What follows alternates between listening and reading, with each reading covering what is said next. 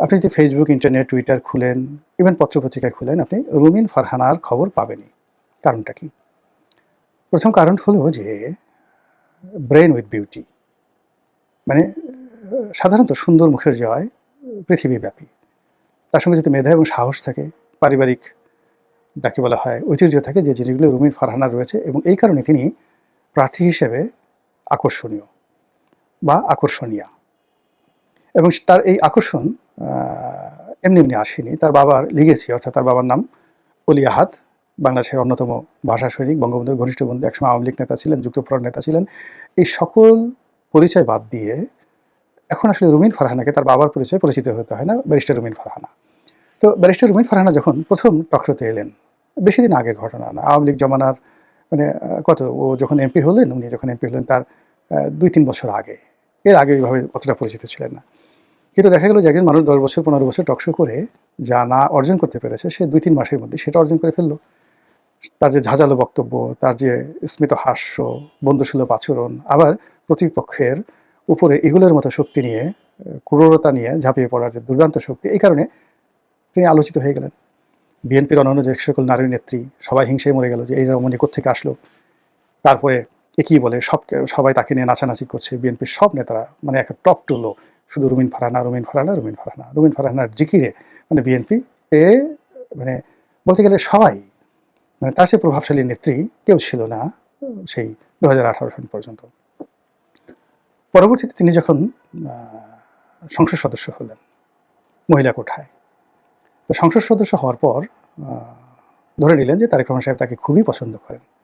আর এটা নিয়ে তো মানুষ নানা রকম কথাবার্তা, কেন পছন্দ করেন, কী কারণে পছন্দ করেন, সূত্র কি, ডাজ নট ম্যাটার। রুমিন এগুলো নিয়ে কোনো চিন্তা ভাবনা না করে সে তার সংসদে তার দায়িত্ব কর্তব্য প্রাণান্ত চেষ্টা করলো, এবং দলকে সেভ করার জন্য, দলের আইডিওলজি আপহোল্ড করার জন্য সে সংসদে আমি মনে করি যে সর্বোচ্চ ত্যাগ স্বীকার করেছে। তো এরপরে যখন সেই সংসদ থেকে তিনি পদত্যাগ করলেন, সবাই ধরে নিলেন যে সামনে যে নির্বাচনে আসবে, বিএনপি থেকে যদি একজন রমণীকে মনোনয়ন দেওয়া হয়, রুমিন ফারহানা সেখানে পাবেন। দলের ভিতরে তার একটা জনমত তৈরি হলো, নির্বাচন এলাকায় তৈরি হলো। তারপর যাকে বলা হয় সাধারণ যারা এলিট মহল, বিশেষ করে প্রথম আলো, ডেইলি স্টার গ্রুপ, তারা সবাই রুমিন ফারহানার পক্ষে অবস্থান নিল। কিন্তু এর মধ্যে যেটা করলো রুমিন, সেটা হলো এই গত 17 মাসে এই যে বিএনপির লোকজন যে সকল চাঁদাবাজি, দুর্নীতি, অনিয়ম শুরু করেছিল, এইগুলোর ব্যাপারে তিনি প্রতিবাদ শুরু করলেন। এবং বিএনপির মধ্যে পদে, যেমন আমি প্রতিবাদ করেছি প্রথম দিন থেকে, কিন্তু আমি তো আসলে বিএনপির কোনো পোর্টফোলিওতে নেই, আমার কোনো সাধারণ মেম্বারশিপ নেই। কিন্তু রুমিন তো মানে এমপি ছিল, বিএনপির এমপি ছিল, তারপর বিএনপির সহ আন্তর্জাতিক বিষয়ক সম্পাদক, এরকম একটা পদবিতে আছে।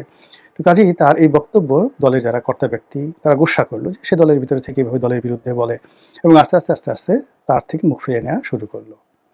আর যত মুখ ফিরিয়ে নেওয়া শুরু করলো, রুমিন তত বেশি বেপরোয়া হয়ে যাওয়া শুরু করলো, এবং শেষমেশ তাকে মনোনয়ন না দিয়ে ওখানে জোটের একজন প্রার্থী জুনায়েদ হাবিবি তাকে দেওয়া হলো, এবং রুমিন ঘোষণা করলো যে আমি স্বতন্ত্র দাঁড়াবো, এবং সে স্বতন্ত্র দাঁড়িয়েছে। তো তার এই স্বতন্ত্র দাঁড়ানোর কারণে পাবলিক সেন্টিমেন্ট, তার এলাকার ভোটারদের সত্যিকার চিত্র আমি বলতে পারবো না, কিন্তু ইন্টারনেটে যে ভাইব দেখি, সেই ভাইবের শতভাগ এখন রুমিনের পক্ষে। এবং রুমিন এর যে এই মুহূর্তে তার যে স্টার, মানে পলিটিক্যাল স্টারশিপ, এটা অ্যাঞ্জেলিনা জলির মতো, বা এটা শাহরুখ খানের মতো। এবং সেই যদি রুমিন একদিকে মানে জনসভা করে ব্রাহ্মণবাড়িয়াতে, আর অন্যদিকে যদি বিএনপির সর্বোচ্চ নেতারা সবাই দলে বলে সেখানে জনসভা করে, যদি বাইরে থেকে লোক না নেওয়া হয়, তাহলে সেখানে রুমিনের জনসভাতে বেশি হবে না বিএনপির জনসভাতে বেশি লোক হবে, এটা প্রশ্ন সাপেক্ষ বিষয়, এটা ঢাকা থেকে আমরা বুঝতে পারবো না।